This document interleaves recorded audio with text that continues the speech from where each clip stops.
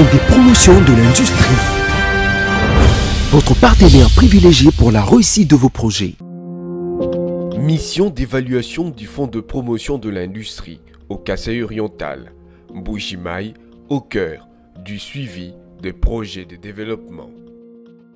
Une délégation du Fonds de promotion de l'industrie, FPI, a effectué du 17 au 23 juillet 2025 une mission d'évaluation et de suivi des projets en cours d'exécution à Mbuji-Mayi dans la province du Kasaï oriental.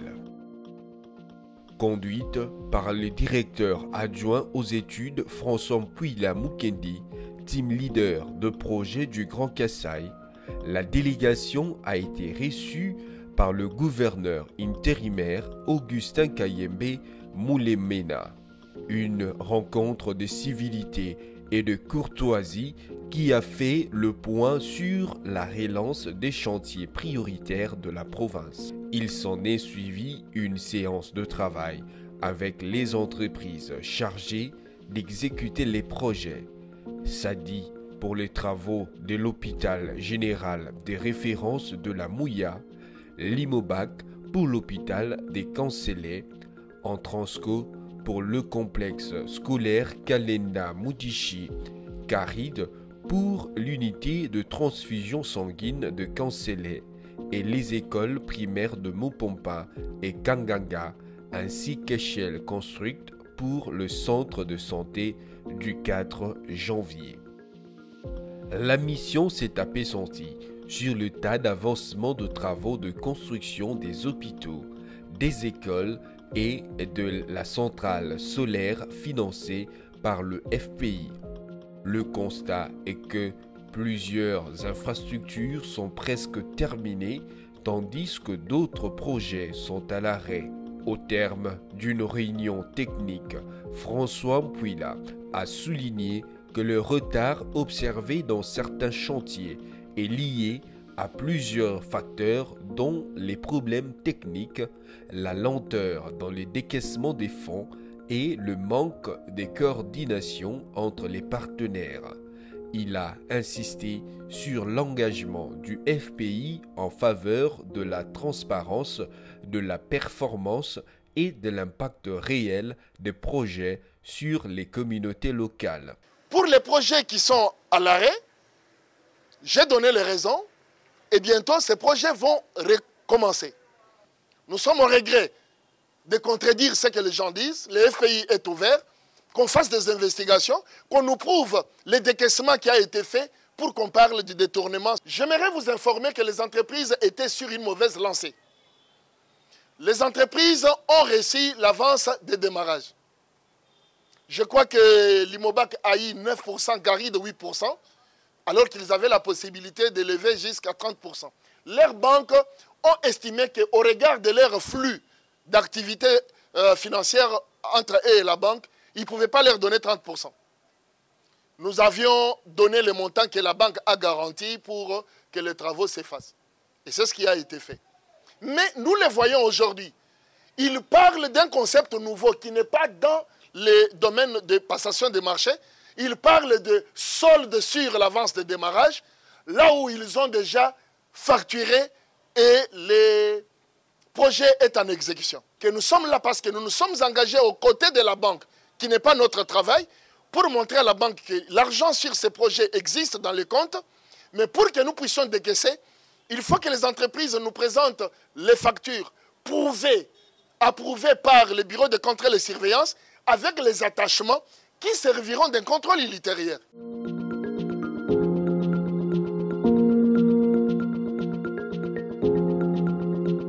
La délégation s'est rendue sur le chantier du complexe scolaire Kalenda Mudishi où les travaux de construction avancent. Les structures métalliques y sont érigées, les fenêtres, les portes et le carreau sont en pleine installation. L'objectif est de livrer les ouvrages aux usagers lors de la rentrée scolaire 2025-2026.